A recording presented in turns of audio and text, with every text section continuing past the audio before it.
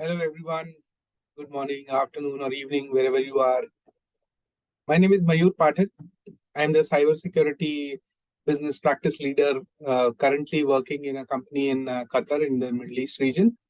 I have about 18 plus years of experience in the cybersecurity field. Previously, I worked with companies such as IBM, Wipro, Entity, and Datamatics, to name a few. And through these video sessions, I'm going to give you some basic details about cybersecurity business. Uh, there are some definitions that you will learn here. Also, you will learn a little bit about what is the current cybersecurity scenario in the world right now. And this will be a series of video sessions. So going forward, you will learn more and more about cybersecurity. So if you subscribe to this channel on my YouTube and look out for new videos, time to time I'll be posting about cybersecurity and other basics. Let's begin. As I mentioned about the agenda today, what will you learn from this session? First, we'll talk about the overall scenario of the cybersecurity field overall in the world.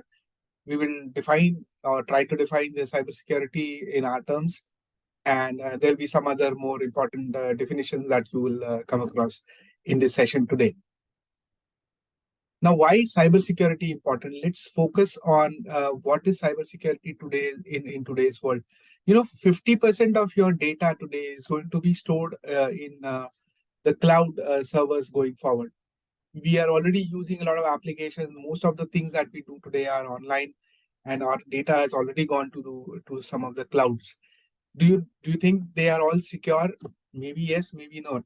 But then this is a digital transformation the whole world is going through, and we cannot avoid it. So just digest the fact that most of the things that you're doing are already on the cloud, and more are going on the cloud. With whole IoT thing coming up, there are in today's world there are about 20 billion things we still need to secure. Think about it. You have Google Home or Alexa in your home, and it's already communicating to your television, to your mobile phones, to your ACs, I don't know, to your lights and fans as well, right? And similarly, in the industrial world, more and more things are getting connected to the internet. So there are about 20 billion things, 20 billion unique things that are still not protected from cyber threats. We are already aware, right, that 5 billion personal data records have been stolen in the last 4 years. Are you aware of this fact? If not, it's something that is really alarming in today's world. Think about it: 6.5 billion people in the world today, and 5 billion records already stolen. Right now, one person holding maybe about 10 individual records. Think about it: 1/10 of the data that you already hold is probably susceptible to a cyber attack.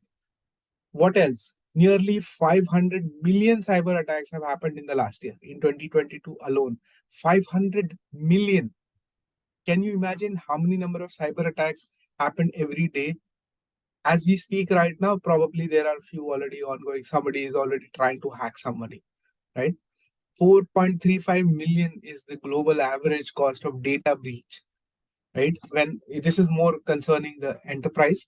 So when a company gets breached, on an average, they have lost 4.3 million US dollars because they lost the data. So per record, you can find out, how much it is valued. We've all heard about Colonial Pipeline. We've heard about Sony's data breach. We've heard about Uber. There are so many of them, right? World over, this has been happening. And 6 trillion will be lost. That's the estimate that the cyber observers and researchers are doing. That's the estimated amount of money that will be lost in the next 2 to 3 years. Huge, right? Have I scared you enough? Have I scared you that, oh, okay, cybersecurity, oh my God, it's very dangerous. It's a bad, sad world. But tell me something. Don't you think this is all presents you with a very nice opportunity? And if you are a student or if you are a junior employee, then this is for you. 1.8 million cybersecurity jobs were not filled in 2022. Whole world.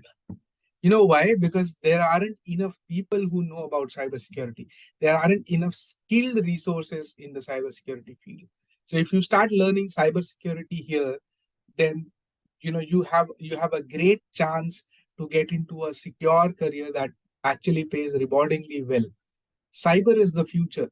That's the new as somebody had said, right? Data is the new oil now. The cyber is the future. All the warfare are going to be held on cyber field, and you should be prepared for it. If you subscribe to my channel, look at my videos, I will be introducing slowly various concepts of cybersecurity through a series of videos. Do not forget to follow me and subscribe.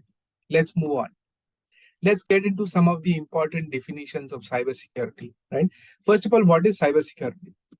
In the whole world, cyber means that basically your digital world, your virtual world. It is the application of technologies, processes, and controls to protect systems. These are your in electronic systems, right?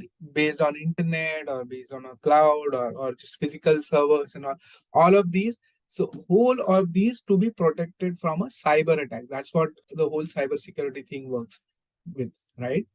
It's like protecting your home. So if you're protecting your home, what will you do? You'll probably ring up a fence. You'll have a security guard sitting somewhere. You'll have CCTV cameras. Similarly, in the cyber world, you have to do all of these things. And what all things do you protect in your home? Your valuables, the personal life of the people, the infrastructure, your furniture, and all that. Everything needs protection, right? So even in the cyber world, there are various things that need protection.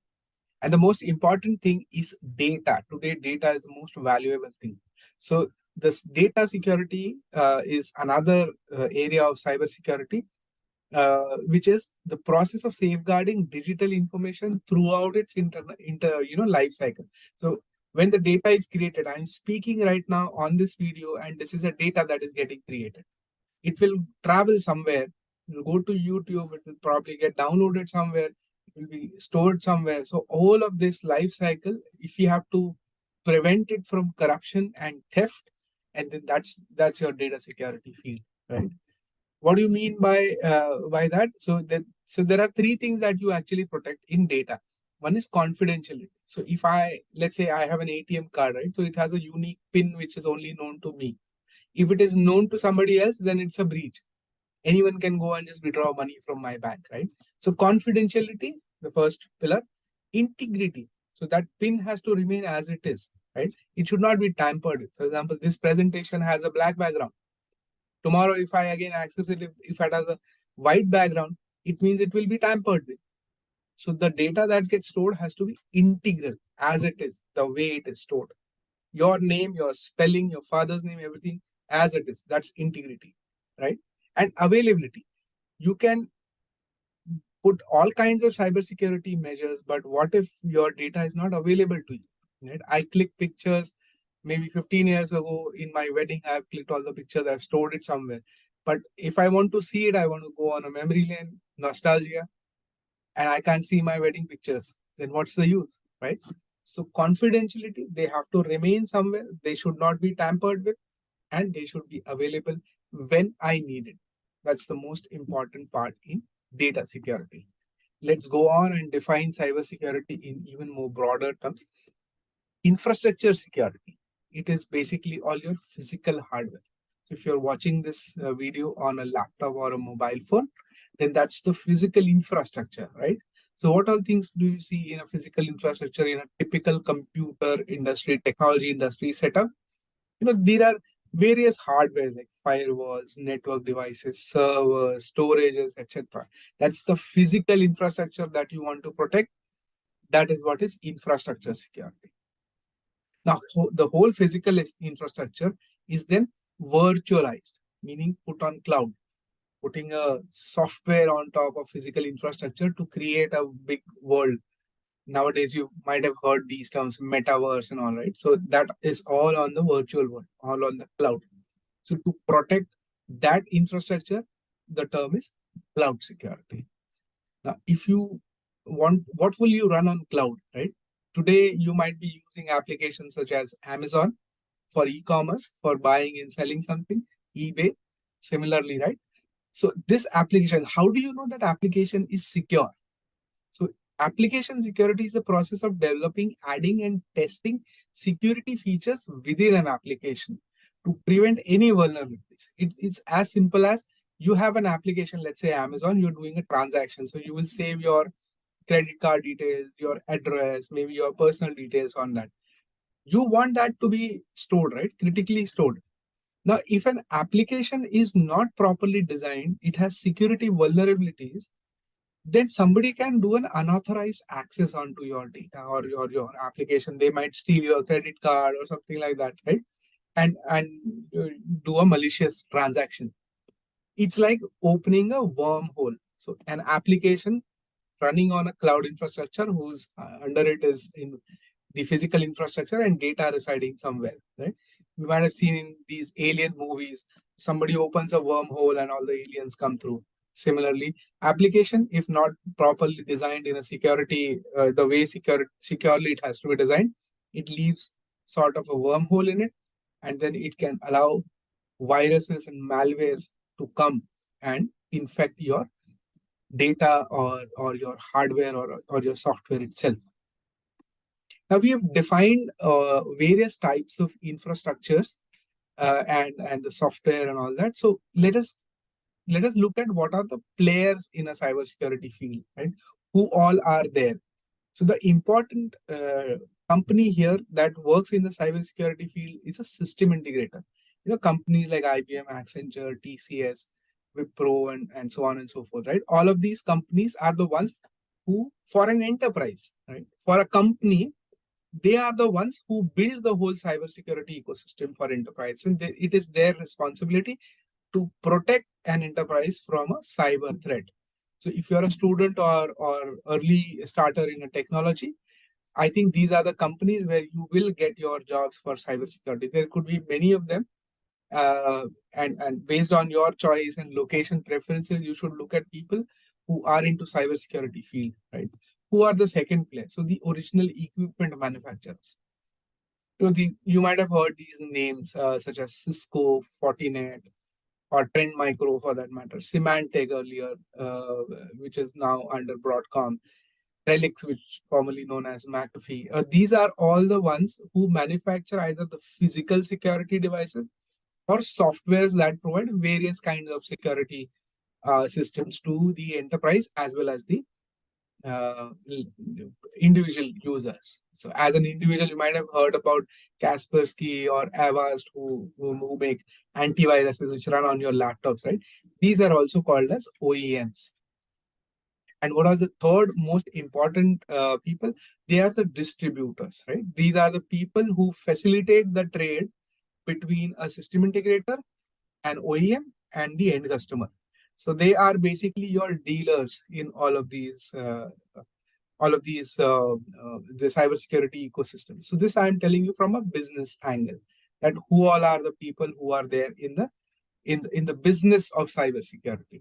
So if you are a job seeker or a student, these are the ones where you will get your opportunities to earn, either a system integrator or an original equipment manufacturer or a distributor. This is where you can build your cybersecurity career for the future, right? Let's get into then some basic definitions of what are the cybersecurity terms. I know this video will be a little too much to digest and will be probably heavy for you guys to start with. So let us only define three important things today. And then in the next video, we'll slightly go deeper into the cybersecurity world and we'll define more things, right? So let us understand what is the most basic thing in cybersecurity, which is an antivirus. So antivirus basically is a software, or you can also call it a security program, which is designed to detect, prevent, and remove any of these such malicious softwares from a computer. Now, what is a malicious software? Right? A malicious software is somebody who has a malified intent, meaning a software program specifically developed to run on your laptop, server, or a mobile phone to cause damage to it, to damage your data, to damage your application, or to damage the hardware itself, right? Like a computer virus. A computer virus is a type of a software that spreads between computers and damages the data and software of that specific computer. So your laptop is meant to do certain things, a virus or a malware will prevent it from doing those critical things for you. Now, malware and antivirus are two different terms, right? Antivirus is a part of a malware program. Malware simply means malicious software. You know, that's the abbreviation of malware. So it's a term used for all kinds of malicious softwares that run. So they are called as different. They have different terminologies, and as we go into advanced cybersecurity, I will help you to define each of them and understand what each of them do separately. Right. For today's session, let us consider that a virus is a part of a malware, and any software that prevents a malware from spreading in your computer is called as an anti-malware software. It's an antivirus or an anti-malware, probably more or less the same thing. Now, there is a difference in an antivirus, there's a difference in a virus and a malware. While the purpose of the virus could be disruption, malware could be of different types, right? They can be used for various purposes, such as stealing of data itself, spying on someone, disrupting a service for collecting a ransom. For example, if you are a bank, it will just shut down your net banking portal, will not steal anything, will not do anything, but it will not allow people to access the internet banking. What will it mean? A lot of customers will face a distress. So the bank will say, okay, fine, what do you want? So whoever the threat vector or the threat actor, the hacker, in some simple terms, he or she might say that, okay, you pay me $1 million and I will reopen it. And how does he or she do it? Using a malware software, right? And malwares are normally used for targeting a specific person or a system with a specific purpose. Now, since we use the term ransomware here and everybody today talks about ransomwares, then let us talk about what is a ransomware. So ransomware again is another malware, but it is specifically used to hold a company or an individual at ransom for extracting money out of them. So if you have to define it, it is a software that threatens to publish or block access to a data or a computer system, usually by encrypting. Normally, they encrypt the data so that even if you have an access, you will not be able to find out. Now, what is encrypting? How it is done? What are different types of hacks? All of these things we will study in the next session, right? And ultimately, most of the people end up paying the ransom. So the numbers that you saw, right? $4.34 million of average data breach cost. So that's also, it also includes the payment that companies have to, again, make to get their systems back. Yeah, that's the kind of hole that these hackers might have, that the deep and dark webs might throw at you. So all of these terms, deep and dark web, hacking, what is hacking, how does a ransomware work, all of these terms are the things we will define in the next session. So if you have liked this session, thank you very much for watching. Please spread it, subscribe this channel for more, and let people know that this is the free knowledge that you're getting, and more people should take advantage of it. I hope you liked this session. Thank you very much. Keep looking at this channel for more sessions. Have a nice day. Bye-bye.